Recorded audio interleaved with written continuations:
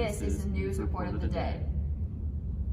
With mass shootings, crime, and war always on the rise in our world today, it's only natural that we ponder what brought on our own animal-like brutality, so that we can strike back and bring ourselves back to the peaceful glory days before the Industrial Age. And, ladies and gentlemen, it seems our ever-vigilant leaders have cracked the code. What is it, you may ask? That seems to break down all barriers of human decency and put us against each other in an imperishable struggle of our livelihoods. Well, as new research has been brought to light, it seems all roads lead back to video games. For many, many studies, to even more proof that video games are generally terrible for our youth, it's time to ask questions. What are we going to do about it? We know this revelation might shock you, but a brief look at our history makes this blatant truth seem all the more real. Prior to the 20th century, violence was unheard of, and global division seemed like a distant nightmare. We've heard in the past of the Mongols using their persuasion to peacefully take over the tribes of Eurasia. And of course, we've heard of the European explorers peacefully bringing the American Indians away from their lands and to expand their colony. And of course, the American Revolution, the famous peaceful negotiations, were an example of this as well. However, in 1972, that all changed. The release of Pong, considered the first ever video game, coincided with the Munich Massacre, and the original Xbox, made public in the fall of 2001, and the release of the Wii, accompanied by the Syrian uprisings and a Mexican drug war, accompanied these video games. With new games for 2019 and the genre of horror topping the charts, this only provides us with more evidence on how violent these games could be and how it influences the youth. The top game of 2019 was Resident Evil 2, a horror game made by Jaden McElroy and Tokyo Fujiwara. With horrible imagery and so much bloodshed. Matt, how do you feel about this?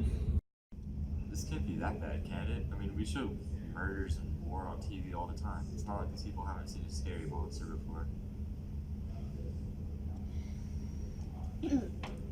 However, Resident Evil isn't even the most searched game. Recently, the game Minecraft, a god simulation survival game, has reached even higher levels of popularity with its depictions of the living dead, skeletons, and tall, dark, teleporting creatures called Endermen.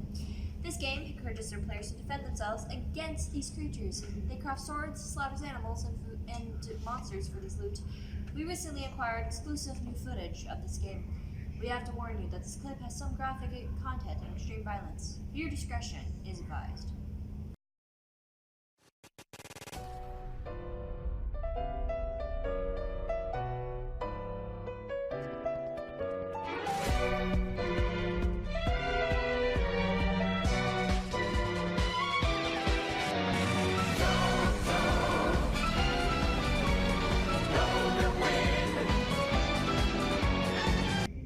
Horrible. Absolutely horrible. This game is the epitome of violence, a true testament on how terrifying this situation we are currently in could be. Encouraging players to act violently as a primary way to advance the game?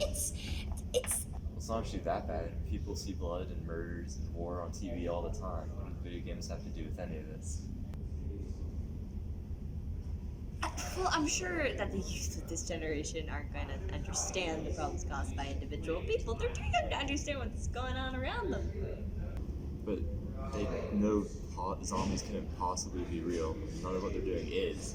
But what is real is the stuff they see on the news, the stuff that's on the show.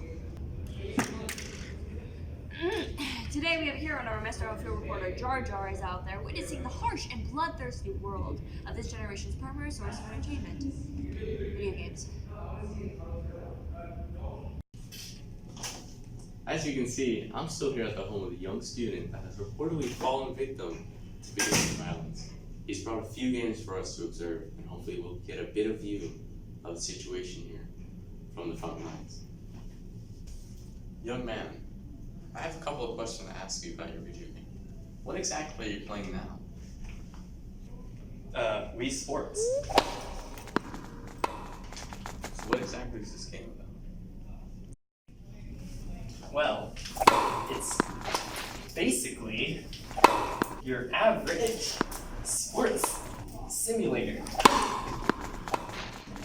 Wow, it seems you're very aggressive answer with that tennis racket. You gotta get into the mood of it, you know? How violent does this game exactly make you? I mean, it's just a normal sports game. It's not that violent.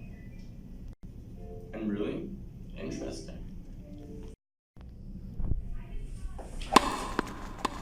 Seriously? Again? Get me out of here. Come on. Back to you, Joe. Who's Joe?